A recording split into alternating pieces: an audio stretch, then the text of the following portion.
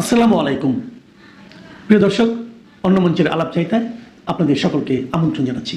18 মাসের অবৈধ ইউনূস শাসন শেষ হয়েছে, কিন্তু রাষ্ট্রের উপর থেকে ইউনূসের কালো ছায়া যে সহজে সরবে না তা বলাই বাহুল্য।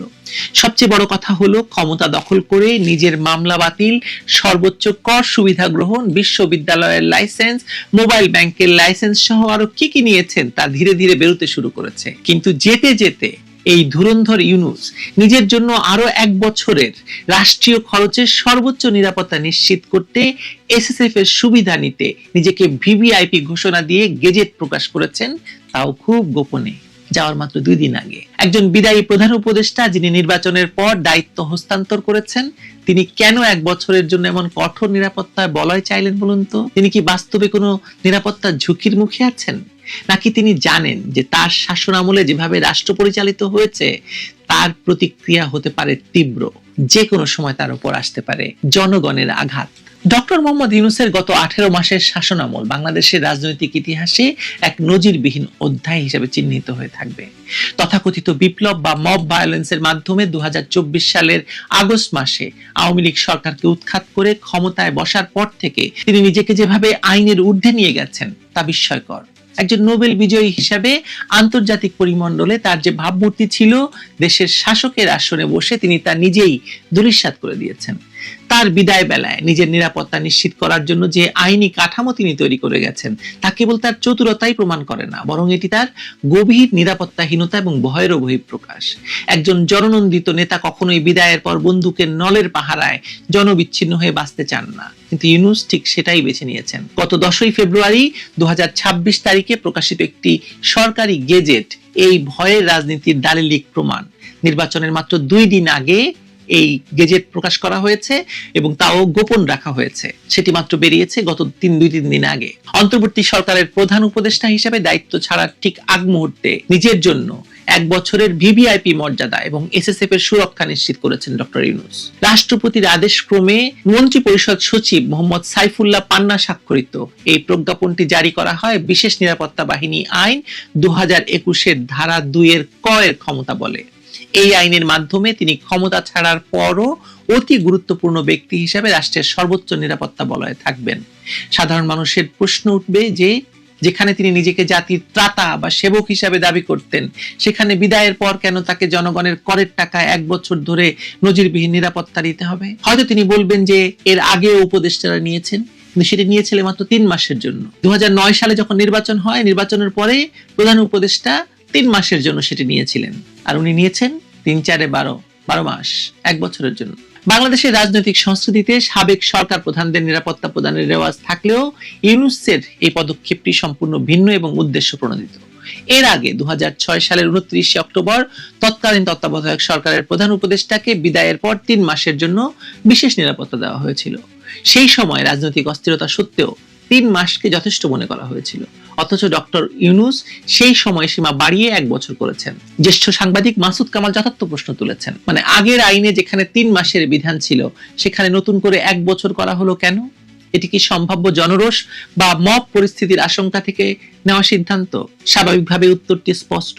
গত 18 মাস ধরে তিনি যেভাবে ভিন্ন মতের দমন, বিশেষ করে আওয়ামী লীগ নেতাকর্মীদের উপর স্টিম রোলার চালিয়েছেন, হাজার হাজার মিথ্যা মামলা দিয়েছেন, কারাগারে অসংখ্য নেতাকর্মীর মৃত্যু হয়েছে, বাড়িঘর পুড়িয়ে দিয়েছেন, ব্যবসা দখল করিয়েছেন তার নেতা কর্মীদের দিয়ে, এবং একটি কিংস পার্টি গঠন করে তাদেরকে দিয়ে সারা বাংলাদেশে লুটপাট চালিয়েছেন, বিচারহীনতার সংস্কৃতি কায়েম করেছেন, আদালত দখল করা হয়েছে। তাতে তিনি নিজেই জানেন যে ক্ষমতা না থাকলে সাধারণ মানুষের রোষানল থেকে বাঁচা তার জন্য খুব দুষ্কর। এসএসএফ বা বিশেষ নিরাপত্তা বাহিনী আইন 2021 অনুযায়ী এই বাহিনীর ক্ষমতা অপরিসীম। আইনের 8 এর 2 ধারা অনুযায়ী এসএসএফ শুধুমাত্র ভিভিআইপিদের দৈহিক নিরাপত্তা দেয় না, বরং তাদের নিরাপত্তার জন্য হুমকি স্বরূপ যে কাউকে বিনা পরোয়ানায় গ্রেপ্তার করার ক্ষমতা রাখে। এর চেয়েও ভয়ের বিষয় হলো, পরিস্থিতি বিবেচনায় এসএসএফ গুলি চালানো বা প্রয়োজনে হত্যা করার ক্ষমতাও রাখে। অর্থাৎ ডক্টর মোহাম্মদ ইউনূস গুলশানে তার ব্যক্তিগত বাসভবনে বা রাস্তায় চলাচলের সময় যদি জটলা বা বিক্ষোভের মুখে পড়েন, তবে তাকে রক্ষার্থে এসএসএফ চরম পদক্ষেপ নিতে পারবে। এই আইনটি তিনি নিজের সুরক্ষায় ঢাল হিসেবে ব্যবহার করতে চাচ্ছেন। তিনি খুব ভালো করেই জানেন গত 1.5 বছরে তিনি যে মব বা উচ্ছৃঙ্খল জনতাকে উস্কে দিয়ে দেশ শাসন করেছেন, সেই মব যে কোনো সময় তার দিকে ফিরে আসতে পারে। ফ্রাঙ্কেনস্টাইনের দানবের মতো তিনি যে অরাজকতা সৃষ্টি করেছেন, এখন তিনি নিজেই সেই অরাজকতার ভয়ে তটস্থ। ইউনূসের এই আত্মরক্ষামূলক পদক্ষেপ তার চরিত্রের বাটপারি বা দ্বিমুখী সত্তাকে উন্মোচিত করে। তিনি ক্ষমতায় থাকাকালীন নিজের স্বার্থে যা খুশি তাই করেছেন। কর ফাঁকি দেওয়ার অভিযোগ থেকে নিজেকে মুক্ত করেছেন। নিজের প্রতিষ্ঠিত প্রতিষ্ঠানগুলোর উপর একচ্ছত্ব আধিপত্য বজায় রাখতে আইন পরিবর্তন করেছেন। রাষ্ট্রের গুরুত্বপূর্ণ সব কাঠামো ভেঙে দিয়ে নিজের পছন্দ মতো লোক বসিয়েছেন। বিদায় বেলায় তিনি প্রোটোকল বা রাষ্ট্রাচারের তোয়াক্কা না করে নিজেই নিজেকে সেফ এক্সিট বা নিরাপদ প্রস্থান নিশ্চিত করেছেন। এটি কোনো নির্বাচিত সরকারের সিদ্ধান্ত ছিল না, বা পরবর্তী নির্বাচিত সরকার তাকে এই সম্মান দেয়নি, বরং তিনি নিজেই কলমের খোঁচায় নিজের সুবিধা নিশ্চিত করে গেছেন। বিএনপি বা অন্য কোনো রাজনৈতিক দল ক্ষমতায় আসার আগেই তিনি এই গেজেট পাশ করিয়ে নিয়েছেন, যাতে পরবর্তী 1 বছর তাকে কেউ স্পর্শ করতে না পারে। ভেনেজুয়েলার হুয়াইন গুয়াইদো বা মারিয়া কারিনা মাচ্চাদোর মতো পশ্চিমা মদতপুষ্ট পুতুল শাসকেরা যেভাবে নিজ দেশের জনগণের তোয়াক্কা না করে বিদেশি প্রভুদের এজেন্ডা বাস্তবায়ন করে, ইউনূসের শাসনামল তার চেয়ে ভিন্ন কিছু ছিল না। তিনি গণতন্ত্র পুনরুদ্ধারের কথা বলে ক্ষমতায় এলেও তার শাসনামলে গণতন্ত্র ছিল নির্বাসিত, গণমাধ্যমের স্বাধীনতা ছিল না, ভিন্ন মতের উপর দমন পীড়ন এবং অর্থনৈতিক অব্যবস্থাপনা, গোপন চুক্তি বিদেশের সাথে বাংলাদেশকে গভীর সংকটে ফেলে দিয়েছে। তার বিদায়ের পর এই সংকট আরো ঘনীভূত হচ্ছে দিন দিন। কিন্তু তিনি থাকবেন এসএসএফ এর কঠোর নিরাপত্তা বেষ্টনীতে। তিনি জানেন তার অপশাসনের কারণে মানুষের মনে যে ক্ষোভ দানা বেঁধেছে, যে ঘৃণা তৈরি হয়েছে, তা যে কোনো সময় বিস্ফোরিত হবে। সেই বিস্ফোরণ থেকে বাঁচতেই তিনি জনগণের ট্যাক্সের টাকায় 1 বছরের জন্য এই রাজকীয় নিরাপত্তার ব্যবস্থা করেছেন। এই পুরো প্রক্রিয়ায় ডক্টর ইউনূসের নৈতিক স্খলন স্পষ্ট হয়ে ওঠে।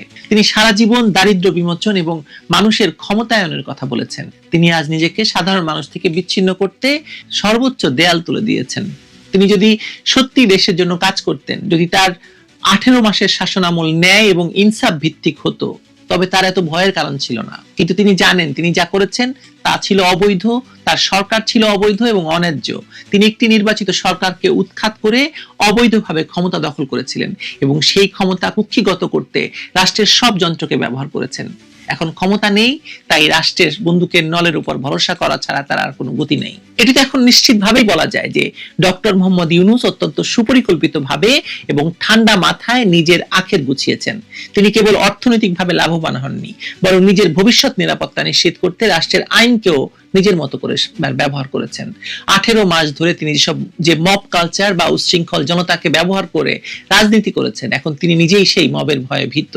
তার এই 1 বছরের এসএসএফ সুবিধা গ্রহণ প্রমাণ করে যে তিনি জনগণের ভালোবাসা নিয়ে নয়, বরং জনগণের ঘৃণা এবং ক্ষোভকে ভয় পেয়েই বিদায় নিচ্ছেন। একজন নোবেল বিজয়ী যখন নিজের দেশের মানুষের ভয়ে বুলেট প্রুফ নিরাপত্তা এবং শুট অ্যাট সাইট ক্ষমতার আশ্রয় নেয়, তখন বুঝতে বাকি থাকে না যে তার শাসনামল কতটা গণবিরোধী ছিল।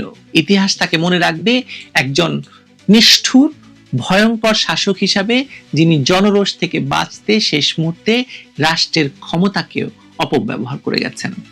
ধিক ডক্টর ইউনূস, ধিক আপনাকে, শতধিক। দর্শক, গত 18 ফেব্রুয়ারি প্রচারিত ভিডিওটির টাইটেল ছিল বেজে গেছে জুলাই সনদের মৃত্যু ঘণ্টা। ওই ভিডিওতে বলেছিলাম আইন আর রাজনীতির মার প্যাচে পড়ে আইসিইউতে চলে গেছে অধ্যাপক ইউনূস এবং আলী রিয়াজের বহু নাটকের ফসল জুলাই সনদ। সাথে ঝুলে যেতে পারে গণভোটের রায়ের বাস্তবায়ন। 3রা মার্চ হাইকোর্ট এমন একটি রুল জারি করেছে। জুলাই জাতীয় সনদ, গণভোটের অধ্যাদেশ এবং নবনির্বাচিত সংসদ সদস্যদের সংবিধান সংস্কার পরিষদের সদস্য হিসেবে শপথ নেওয়ার বৈধতা নিয়ে এই রুলটি জারি করেছেন হাইকোর্ট। জনাকীর্ণ আদালতে 2টি আলাদা রিটের শুনানি শেষে আদালত এই আদেশ দেন। রুলে জানতে চাওয়া হয়েছে জুলাই জাতীয় সনদ সংবিধান সংশোধন বাস্তবায়ন আদেশ 2025 এবং গত 16ই ফেব্রুয়ারি সংসদ সচিবালয় থেকে নবনির্বাচিত সাংসদদের সংবিধান সংস্কার পরিষদের সদস্য হিসেবে শপথ নিতে যে চিঠি দেওয়া হয়েছে তা কেন অবৈধ ও অসাংবিধানিক ঘোষণা করা হবে না। একই সঙ্গে 2025 সালের গণভোট অধ্যাদেশের 3 নম্বর তফসিল, যার অধীনে রাজনৈতিক দলগুলো 30টি বিষয়ে ঐক্যমত্যে পৌঁছেছিল, তা কেন বেআইনি ও অসাংবিধানিক ঘোষণা করা হবে না সে বিষয়ে ব্যাখ্যা চাওয়া হয়েছে।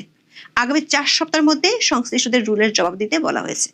প্রশ্ন হলো, পূর্ণাঙ্গ শুনানির পর যদি আদালত রিটের আবেদনকারীর পক্ষে রায় দেন, তাহলে অধ্যাপক ইউনূস ও আলী রিয়াজের বহু তেনা পেঁচানোর যে জুলাই সনদ, তার কি সলিল সমাধি হবে? তার চেয়ে গুরুত্বপূর্ণ প্রশ্ন হলো, এই রুল জারির মধ্য দিয়ে কি জুলাই সনদের বাস্তবায়ন ঠেকে গেল? মানে সাবজুডিস বা বিচারাধীন বিষয় হওয়ায় কি জুলাই সনদ আর গণভোটের রায়ের বাস্তবায়ন প্রক্রিয়া ডিফ্রিজে চলে গেল? আরেকটি গুরুত্বপূর্ণ প্রশ্ন হলো, যে বিএনপি জুলাই সনদের আদেশকে প্রতারণা বলে ঘোষণা করেছিল, সেই বিএনপি সরকার আদালতে কোন পক্ষ নেবে? নাকি বিএনপি এই ইস্যুটাকে রাজনৈতিক প্রতিপক্ষকে চাপে রাখার কৌশল হিসেবে ব্যবহার করবে?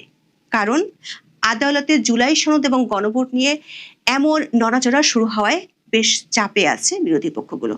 সূত্রগুলো বলছে, শুধু গণভোটের বৈধতা নয়, গণভোটের স্বচ্ছতা নিয়েও শিগগিরই উচ্চ আদালতে রিট করতে যাচ্ছেন একদল আইনজীবী।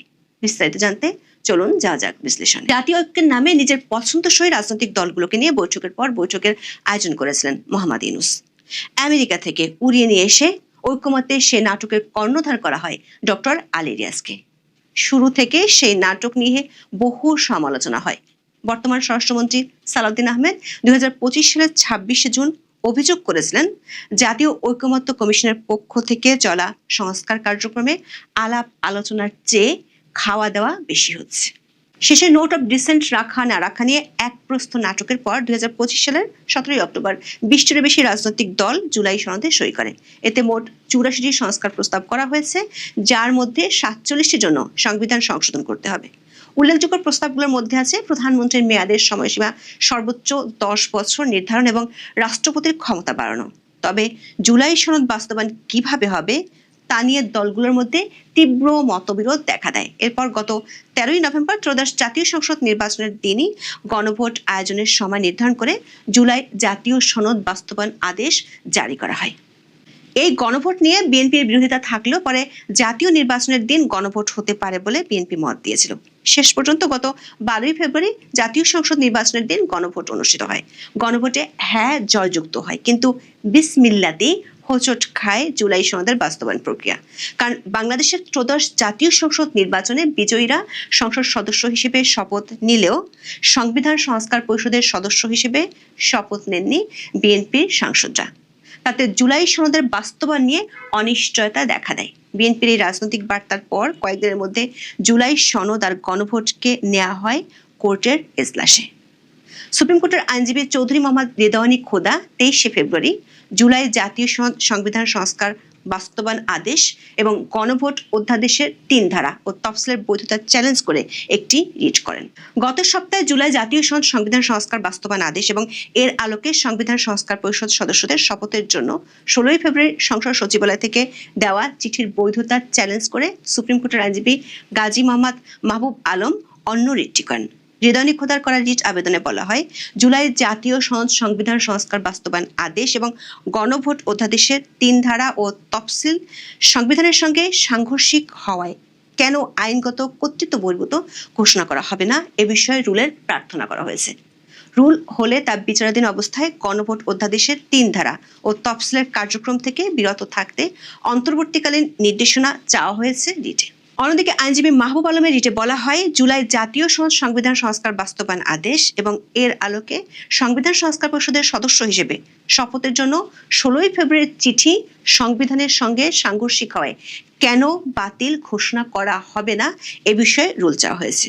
রুল হলে তা বিচারাধীন অবস্থায় জুলাই জাতীয় সংবিধান সংস্কার বাস্তবায়ন আদেশ এবং এর আলোকে সংবিধান সংস্কার পরিষদের সদস্যের শপথের 16ই ফেব্রুয়ারি চিঠির কার্যক্রম থেকে বিরত থাকতে নির্দেশনা চাওয়া হয়েছে। সোমবার এই রিট দুটি নিয়ে উভয় পক্ষে শুনানির পর মঙ্গলবার আদেশের জন্য দিন ঠিক করেছিলেন বিচারপতি রাজিক আল জলিল ও বিচারপতি মোহাম্মদ আনোয়ারুল ইসলাম সমন্বয়ে গঠিত হাইকোর্ট বেঞ্চ। আদালত 3টি বিষয়ে রুল জারি করেছেন। রুলে জানতে চাওয়া হয়েছে 2025 সালের জুলাই জাতীয় সংবিধান সংশোধন বাস্তবায়ন আদেশ এবং গত 16ই ফেব্রুয়ারি সংসদ সচিবালয় থেকে নবনির্বাচিত সাংসদদের সংবিধান সংস্কার পরিষদের সদস্য হিসেবে শপথ নিতে যে চিঠি দেওয়া হয়েছে তা কেন অবৈধ ও অসাংবিধানিক ঘোষণা করা হবে না। একই সঙ্গে 2025 সালে গণভোট অধ্যাদেশের 3 নম্বর তফসিল, যার অধীনে রাজনৈতিক দলগুলো 30টি বিষয়ে ঐক্যমত্যে পৌঁছেছিল, তা কেন বেআইনি ও অসাংবিধানিক ঘোষণা করা হবে না, সে বিষয়ে ব্যাখ্যা চাওয়া হয়েছে। দর্শক, রিটে আইনজীবীরা 14টি গ্রাউন্ড তুলে ধরেছেন। রিট আবেদনে ঐকমত্য কমিশনের 30টি সিদ্ধান্তে সংবিধানের 22টি অনুচ্ছেদ লঙ্ঘনের অভিযোগ আনা হয়েছে। সবচেয়ে শক্তিশালী যে গ্রাউন্ড সেটি হলো রাষ্ট্রপতির যে আদেশের মাধ্যমে জুলাই সনদ এবং গণভোট জারি করা হলো। আইনজীবীরা বলছেন রাষ্ট্রপতির এ ধরনের আদেশ জারির কোনো ক্ষমতা ও প্রেসিডেন্স নেই। বাংলাদেশের সংবিধানের 93 অনুচ্ছেদে সংসদের অবর্তমানে রাষ্ট্রপতিকে অধ্যাদেশ জারির ক্ষমতা দেওয়া হয়েছে। এই ক্ষমতা ব্যবহার করে মোহাম্মদ ইউনূসের সরকার সুপারসনিক গতিতে 133টি অধ্যাদেশ জারি করেছিল, কিন্তু জুলাই সনদ জারি করা হয়েছিল রাষ্ট্রপতির আদেশে। ঐকমত্য কমিশনের সাথে বৈঠকে বিএনপির স্থায়ী কমিটির সদস্য সালাউদ্দিন আহমেদ এই বিষয়টি তুলে ধরেছিলেন, কিন্তু আলী রিয়াজের কমিশন বিষয়টি বিবেচনায় না নিয়ে নিজেদের মতো করে বাস্তবায়ন প্রক্রিয়ার জন্য রাষ্ট্রপতির আদেশ জারি করেন। দ্বিতীয় শক্তিশালী গ্রাউন্ডটি হলো এই সনদ দেশের জনগণের মৌলিক মানবাধিকারের লঙ্ঘন। সংবিধানের 7-এর 1 ধারায় বলা হয়েছে, গণপ্রজাতন্ত্রী বাংলাদেশের প্রজাতন্ত্রের সকল ক্ষমতার মালিক জনগণ এবং সংবিধানই প্রজাতন্ত্রের সর্বোচ্চ আইন। এছাড়া 7-এর 2 ধারা বলছে, এই সংবিধানের পরিপন্থী কোনো আইন বাতিল এবং অকার্যকর গণ্য হবে। অর্থাৎ যদি কোনো সনদ বা ঘোষণা সংবিধানের সাথে সাংঘর্ষিক হয় তা আইনগতভাবে বাতিলযোগ্য এবং অসাংবিধানিক। তাই জুলাই সনদ সংবিধানের বাইরে গিয়ে সংবিধান পরিবর্তনের যে বিকল্প রূপরেখা তৈরির চেষ্টা করেছে সেটিকে বেআইনি ও অসাংবিধানিক হিসেবে ঘোষণা করতে পারে উচ্চ আদালত। গণভোটের বৈধতা চ্যালেঞ্জ করে দায়ের করা রিটটিতে বলা হয়েছে, অন্তর্বর্তী সরকার কোনো সার্বভৌম কর্তৃপক্ষ বা কোনো সাংবিধানিক সভা বা গণপরিষদ নয়, বরং এটি একটি সাংবিধানিক ট্রাস্ট যা কঠোরভাবে সাংবিধানিক সীমার মধ্যে থাকতে বাধ্য। রিটের যুক্তিতে বলা হয়, সংবিধানই দেশের সর্বোচ্চ আইন, যা অন্তর্বর্তী সরকার সহ রাষ্ট্রের সব অঙ্গের জন্য বাধ্যতামূলক।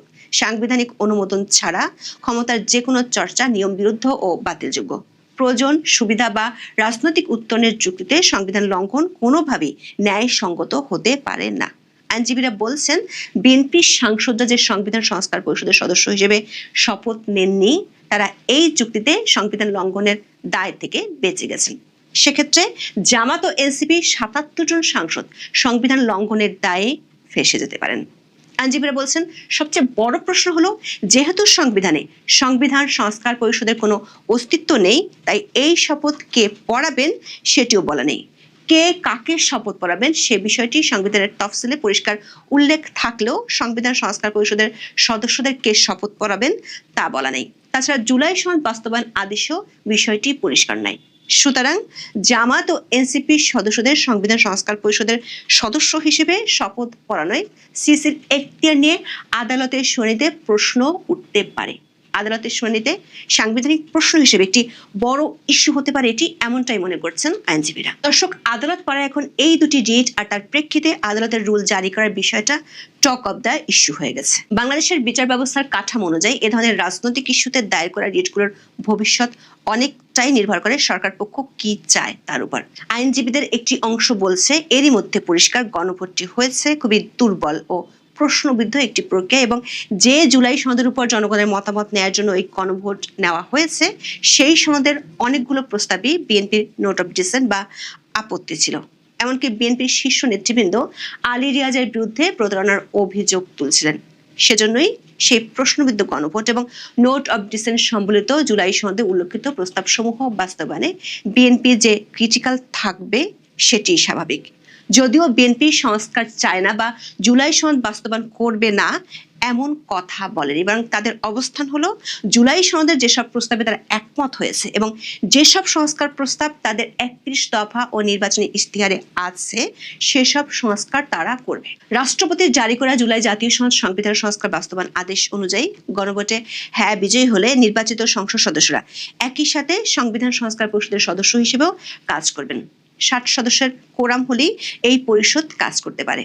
আদেশে বলা আছে, গণভোটে হ্যাঁ বিজয়ী হলে সংসদ নির্বাচনের ফল ঘোষণার 30 পঞ্জিকা দিবসের মধ্যে যে পদ্ধতিতে জাতীয় সংসদের প্রথম অধিবেশন আহ্বান করা হবে অনুরূপ পদ্ধতিতে পরিষদের প্রথম অধিবেশন আহ্বান করা হবে।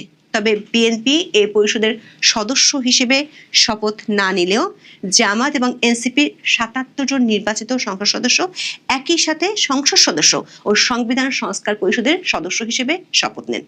বিএনপির স্থায়ী কমিটির সদস্য সালাউদ্দিন আহমেদ শপথের দিন দলীয় এমপিদের উদ্দেশ্যে বলেছিলেন, তারা কেউ সংবিধান সংস্কার পরিষদের সদস্য নির্বাচিত হননি এবং সংবিধানে এখনো এটা ধারণ করা হয়নি। গণভোটের রায় অনুযায়ী সংবিধান সংস্কার পরিষদ গঠিত হলে সেটা সংবিধানে আগে ধারণ করতে হবে এবং সংবিধান সংস্কার পরিষদের সদস্যকে কে শপথ পড়াবেন সেটার বিধান করতে হবে।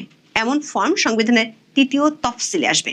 সেগুলো সাংবিধানিকভাবে সংসদে গৃহীত হবার পরে সংবিধান সংস্কার পরিষদের সদস্যদের শপথ নেওয়ার বিধান করা যাবে। তারেক রহমানের উপস্থিতিতে সালাউদ্দিন আহমেদ এই কথা বলেছিলেন। বিশ্লেষকরা মনে করেন, প্রথম দিনে বিএনপির পক্ষ থেকে বার্তা দেওয়া হয় দলটি সংবিধানের বাইরে গিয়ে কোনো কিছু করতে চায় না। এমন বার্তা দ্বারা জাতীয় ঐক্যমত্য কমিশনের বৈঠকে একাধিকবার দিয়েছিল। আইনজীবীরা মনে করেন, সংবিধান ও সংবিধানের ব্যাখ্যার প্রয়োজন আছে এমন ইস্যুতে দায়ের করা রিটগুলোর শুনানি শেষ হতে অনেক দিন লেগে যায়। প্রশ্ন হলো, তাহলে কি জুলাই সনদ ও গণভোটের বিষয়টি সাবজুডিস বা বিচারাধীন বিষয় হয়ে গেল? যদিও রুল জারি করা মানে কোনো রায় নয়, তবে সরকার পক্ষ, বিশেষ করে বিএনপি যেহেতু সংসদের 2/3 আসন নিয়ে শক্ত অবস্থানে আছে, তারা এখন বিষয়টাকে ঝুলিয়ে দিতে পারে। সংশ্লিষ্টরা মনে করেন, হাইকোর্টের দায়ের হওয়া 2টি রিটই খুবই গুরুত্বপূর্ণ, তবে এটি নির্ভর করছে সরকার পক্ষ কোন দিকে অবস্থান নেয় তার উপর। রাষ্ট্রপতির এই আদেশ জারির কোনো এখতিয়ার ছিল না এবং সংবিধানের 142 অনুচ্ছেদের পদ্ধতি লঙ্ঘন করা হয়েছে এমন শক্তিশালী গ্রাউন্ড প্রতিষ্ঠা করা সম্ভব। আর তা করা গেলেই পুরো জুলাই সনদ হিমাগারে চলে যাওয়ার শঙ্কাই বেশি। সূত্রগুলো বলছে, জুলাই সনদ বাস্তবায়নের জন্য বিএনপির উপর চাপ দিচ্ছিল জামাত ইসলামী ও এনসিপি। এখন বিষয়টি চলে গেল আদালতের এজলাসে। সেখানে উল্টো জামাত ও এনসিপি বিপাকে পড়তে পারে, কারণ সংবিধানে সংবিধান সংস্কার পরিষদ বলে কিছু নেই তার জন্য শপথ নেয়া এবং দেওয়ার কোনো এখতিয়ার। কিন্তু জামাত ও এনসিপি 77 জন সংসদ সদস্য শপথ নিয়ে এরই মধ্যে নিজের পায়ে কুড়াল মারার ব্যবস্থা করে ফেলেছেন। সংবিধান লঙ্ঘনের দায় এমপি হিসেবে তাদের শপথও প্রশ্নের মুখে পড়ে যেতে পারে। সে কারণে জামাত ও এনসিপি এখন আদালতের বাইরে জনমত তৈরির চেষ্টা করছে। তারা এখন প্রশ্ন তুলছে, গণভোট অবৈধ হলে জাতীয় নির্বাচনও অবৈধ হয়ে যাবে। শিশির মন্দিরের ভাষায়, বিএনপি এর মাধ্যমে নিজের পায়ে কুড়াল মারার চেষ্টা করছে। আইনজীবীরা বলছেন, সংবিধানে যেটির অস্তিত্ব নেই সেটির জন্য যেটির অস্তিত্ব আছে সেটি কখনোই প্রশ্নের মুখে পড়তে পারে না। আদালত দেখবে সংবিধানে কি বলা আছে, জাতীয় ঐক্যমত্যের নামে টি পার্টি কি বলেছে সেটি মুখ্য হওয়ার কথা নয়। এখন এ পর্যন্ত সবাই